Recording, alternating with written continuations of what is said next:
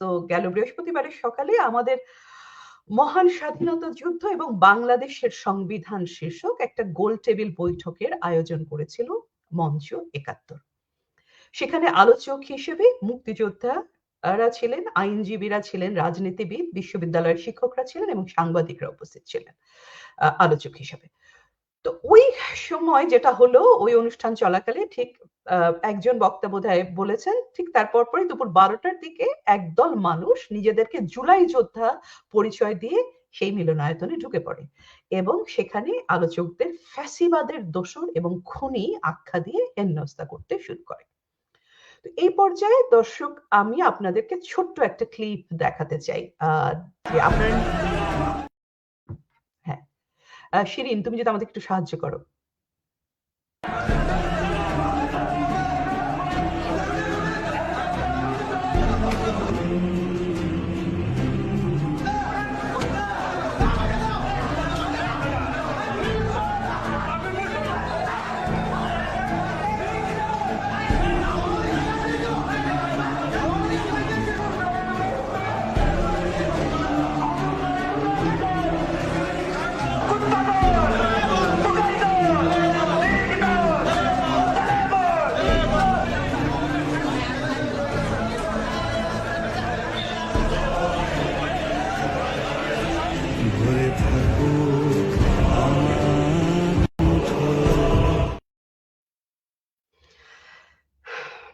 দর্শক, আপনারা দেখলেন একটা ছোট ক্লিপ, যা সেই দিনের যে বর্বর ঘটনা ঘটেছে তার একটা ছোট্ট অংশ শুধু।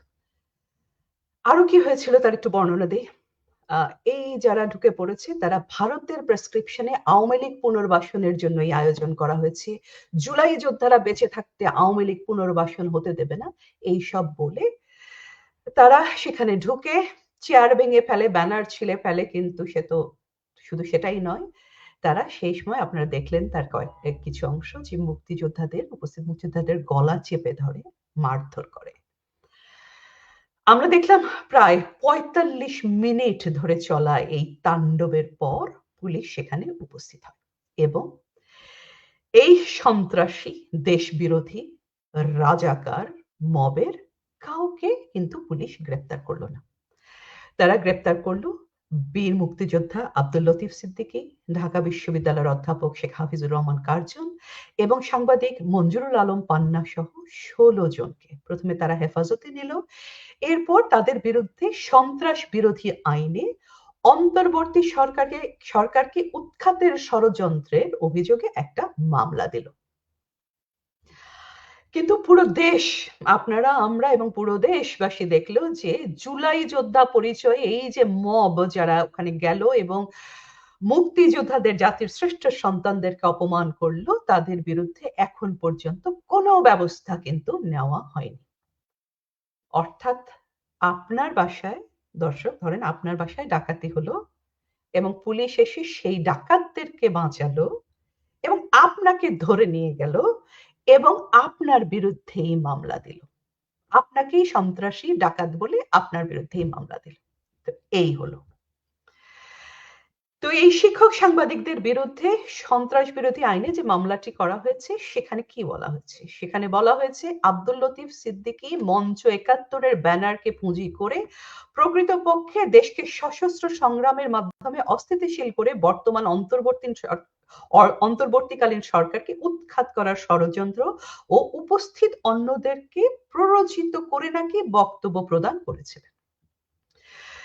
এদিকে ডিবির প্রধান শফিকুল ইসলাম বিবিসিকে বলেন, লতিফ সাহেবের বক্তৃতা দেখলাম, যেই ব্যানারে আসছে সেই ব্যানারটা দেখলাম, এছাড়া তাদের কলাম, বই, এইসব অ্যানালিসিস করে দেখলাম একটা নির্দিষ্ট দিকে যাচ্ছে। তারা যে সমস্ত বক্তৃতা বিবৃতি দিচ্ছে তা রাষ্ট্রের অবস্থানের সাথে কন্ট্রাডিক্টরি। এই হলো ডিবি প্রধানের বক্তব্য। ভাবা যায় দর্শক? যারা অনুষ্ঠানে মব সৃষ্টি করেছে তাদের বিরুদ্ধে কোনো পদক্ষেপ নেওয়া হচ্ছে কিনা এই প্রশ্নের জবাবে তিনি বলেন, মামলা হলে তদন্ত করে যার বিরুদ্ধে প্রমাণ পাওয়া যাবে তার বিরুদ্ধেই ব্যবস্থা নেওয়া হবে, এইটা তদন্তের ব্যাপার। অর্থাৎ দর্শক, যারা সর্বসম্মুখে নিজেদের পরিচয় গোপন না করে, কোনো মাস্ক টাস্ক পরে যায়নি কিন্তু, তা সবাই দেখেছে, সবাই যে এদের ভিডিও আছে, সবার সামনে মব ভায়োলেন্স যারা করলো তাদের বিরুদ্ধে তদন্ত না করে নাকি ব্যবস্থা নেওয়া যাবে না, মানে তাদের কাছে এখনো নাকি তথ্য প্রমাণ নেই, এত এত ভিডিওর পরে যেগুলো ভাইরাল হয়েছে তারপরে তথ্য প্রমাণ নেই, কিন্তু নিরীহ সাংবাদিক, শিক্ষক সহ যারা আক্রান্ত হয়েছে তাদের বিরুদ্ধে কিন্তু তদন্ত ছাড়াই মামলা করা যাবে, তাই না? কি বিচিত্র এই সরকার দেখুন। তো দর্শক, আমরা সবাই খুব ভালো করে জানি যারা গ্রেপ্তার হয়েছেন তাদের কেউই কোনো রাজনৈতিক দল করতেন না, মানে এখন করছে না। যেমন লতিফ সিদ্দিকী 2015 সালে কিন্তু আওয়ামী লীগ থেকে বহিষ্কৃত হয়েছেন, কাজে তিনি আওয়ামী লীগ করেন না। Curzon sir, Hafizur Rahman Curzon sir, উনি শিক্ষক, ঢাকা বিশ্ববিদ্যালয়ের আইন বিভাগের শিক্ষক। মঞ্জুরুল আলম পান্না, যিনি খুব বিখ্যাত ব্লগার এবং সাংবাদিক, উনি সরব ছিলেন, কিন্তু খুবই সরব ছিলেন জুলাই আগস্টের সেই সময়কার অভ্যুত্থানের পক্ষে। তো এরা সরকারকে উৎখাত করার ষড়যন্ত্র কিভাবে, কখন করলো এবং কেনই বা করবে বলুন তো? আচ্ছা, তো এই মানুষদের অপরাধটি আসলে কি? এদের অপরাধ আসলে দুইটি। এক, ৭১-এর পক্ষে কথা বলা, আর তাদের দ্বিতীয় অপরাধটি আসলে হচ্ছে এই সরকারের, এই ইউনূস রাজাকার ইউনূস সরকারের সমালোচনা করা। আর তাদেরকে গ্রেপ্তার করে হাজতে পাঠানো হলো কোন আইনে? সন্ত্রাস দমন আইনে। অর্থাৎ আজকে ৭১-এর পক্ষে কথা বলা, কলাম লেখা কিংবা কোন রকমের আলোচনা করা আজকে এই ইউনূস সরকারের চোখে সন্ত্রাসী কার্যক্রম বলে বিবেচিত, তাই না দর্শক? আচ্ছা, খেয়াল করে দেখুন, এই মানুষগুলো, এই শিক্ষক, সাংবাদিক, এরা কিন্তু কোনো জনসভা করেনি, কোনো মিছিল করেনি, ওনারা রীতিমতো অনুমতি নিয়ে হল ভাড়া করে একটা শান্তিপূর্ণ আলোচনা সভায় যোগ দিয়েছিলেন। সেখানে কার্জন স্যার কথা বলেছিলেন আমাদের সংবিধান নিয়ে, আবার বাকিরা কিন্তু কথাও বলতে পারেননি। অর্থাৎ আপনি আপনার বক্তব্য ইভেন দেওয়ার আগেই আপনি সন্ত্রাসী, এরকম একটা লেভেল আপনার উপর শুধু লাগিয়ে দেওয়া হবে তা না, আপনাকে ধরে ভরে দেওয়া হবে মামলা দিয়ে। এইরকম অনাচার, এইরকম অধিকার হরণ, এইরকম ব্লেটেন্ট অসভ্যতা কেউ কি বাংলাদেশের ৫৪ বছরের ইতিহাসে কখনো দেখেছে? এই ১৬ জনকে যখন শুক্রবারে আদালতে পাঠানো হলো, তখন সেখানে ওকালতনামায় স্বাক্ষর করতে অস্বীকার করেন লতিফ সিদ্দিকী। তিনি বলেন যে আদালতে জামিন দেওয়ার ক্ষমতা নেই, যেই আদালতের জামিন দেওয়ার ক্ষমতা নেই সেই আদালতের কাছে কেন জামিন চাইব? ঠিক কোন পরিস্থিতি হলে বিচার বিভাগের উপর সব রকমের আস্থা উঠে যায় মানুষের, ভাবা যায়? এইবার কি বোঝা গেল কেন আমরা এই সরকারকে রাজাকার সরকার বলি? দর্শক, আপনারা জানেন এই ঘটনার পর সর্বস্তরে কিন্তু নিন্দার ঝড় উঠেছে। একটি শান্তিপূর্ণ আলোচনা সভায় যারা মব সৃষ্টি করে মুক্তিযোদ্ধাদের গলা টিপে ধরলো, মেঝেতে ফেলে পেটালো, তাদেরকে গ্রেপ্তার না করে যারা ভিকটিম তাদের নামেই মামলা দেওয়া হলো। এটা দেখে অনেকেই বলেছেন যে আবার প্রমাণ হলো এই সরকার মব ঠেকাতে ব্যর্থ। এই কথাটা যারা বলছেন না, আমার মনে হয় তারা সঠিক বলছেন না, বা তাদের আসলে আসলে পরিস্থিতি কি সেটি বুঝতে তাদের কিছু কষ্ট হচ্ছে। এই সরকার মব ঠেকাতে ব্যর্থ নয়, বরং এই সরকারই পরিকল্পিতভাবে এই মব আসলে সৃষ্টি করেছে যেন এই মুক্তিযুদ্ধের পক্ষের মানুষদেরকে গ্রেপ্তার করা যায়, হেনস্থা করা যায়। ৫ই আগস্টের পর থেকে আমরা দেখছি মুক্তিযোদ্ধাদের উপর আক্রমণ, তাদের গলায় জুতার মালা পরানো, ৭১-কে মুছে ফেলার চেষ্টা। এরা, এই সরকার কি করে? এরা প্রথমে মব পাঠায়, তাদের ছাত্র জনতা কিংবা প্রেসার গ্রুপ নাম দিয়ে এদেরকে প্রশ্রয় দেয় এবং তারপর তাদের দাবিটা কিন্তু পূরণ করে। কয়দিন আগে আমরা দেখলাম যে বীর মুক্তিযোদ্ধা ফজলুর রহমানের বাসার সামনে গিয়ে কি কুৎসিত অশ্লীল ভাষায় তার উপর মব আক্রমণ করা হলো। আপনারা সবাই সেটা দেখেছেন। সেখানে যেসব ভাষা ব্যবহার করা হয়েছে, আমি আমার দীর্ঘ জীবনে কখনো রাজনৈতিক অঙ্গনে এই সব ভাষা কাউকে ব্যবহার করতে শুনিনি। আমি নিশ্চিত আপনারাও কখনো শুনেননি। মঞ্জুরুল আলম পান্না, যাকে গ্রেপ্তার করা হয়েছে বৃহস্পতিবার, সেই মঞ্জুরুল আলম পান্না খুব পরিচিত ব্লগার।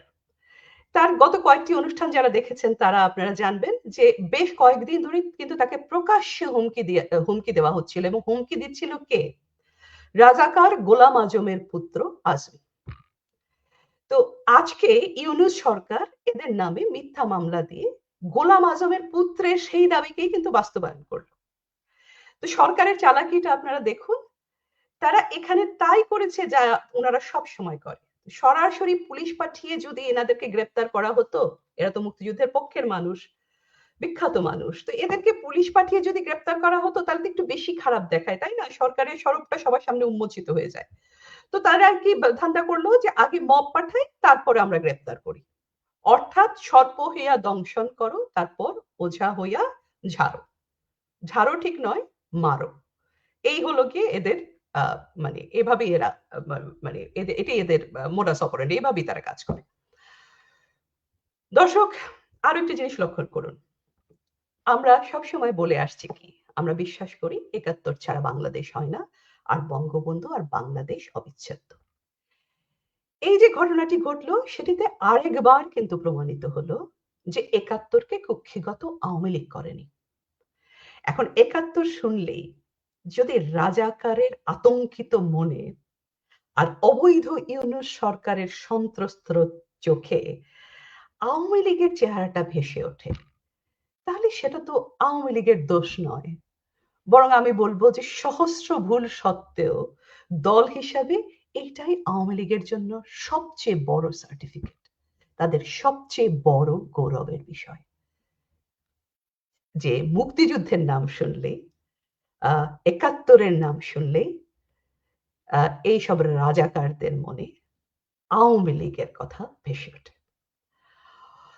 অনেকেই বলেন যে ৭১-এর কথা বলা মানেই নাকি আমরা ৭১-এর চেতনা বিক্রি করছি। আমাদেরকেও বিভিন্ন সময়, আমরা এই অনুষ্ঠানটি শুরু করার পর থেকে অনেক সময় অনেকেই আমাদের বলেছে যে তোমরা কেন এসব বলো, তোমরা তো বিপদে পড়বে। আরো তারপর উপরে আবার তোমরা ৩ জন নারী, তোমরা কেন বলছো? এসব বলে তোমরা কি পাবে? দর্শক, এই প্রশ্নটার জবাব আজকে একটু দেই। হয়তো তাহলে বুঝবেন কেন এই মানুষগুলো এত বিপদের মধ্যেও এই আলোচনা সভায় গিয়েছিলেন। হয়তো বুঝবেন যে কেন আমরা এই অনুষ্ঠানটা করি, এই কথাগুলো বলি। আমার আম্মা আমাকে খুব ছোটবেলায় শিখিয়েছিলেন, জননী জন্মভূমি স্বর্গাদপি গরীয়সী। অর্থাৎ জননী এবং জন্মভূমি স্বর্গের চেয়েও শ্রেষ্ঠ। এই দেশটি আমাদের মা, আর ৭১ আমাদের জন্মের ঋণ। মায়ের ঋণ স্বীকার করাকে কি চেতনা ব্যবসা বলে? দর্শক, মায়ের মুখটি মলিন হলে আপনি চোখের জলে ভাসেন না? আপনার মায়ের ওপর যখন কেউ আক্রমণ করে, তখন কি আপনি চুপ করে বসে থাকেন, প্রতিবাদ করেন না? বীর মুক্তিযোদ্ধা ফজলুর রহমান তাই করেছেন। আমার শিক্ষক হাফিজুর রহমান কার্জন স্যার তাই করেছেন। মঞ্জুরুল আলম পান্না এবং বীর মুক্তিযোদ্ধা আব্দুল লতিফ সিদ্দিকীও সেই জন্যই সেখানে গিয়েছিলেন।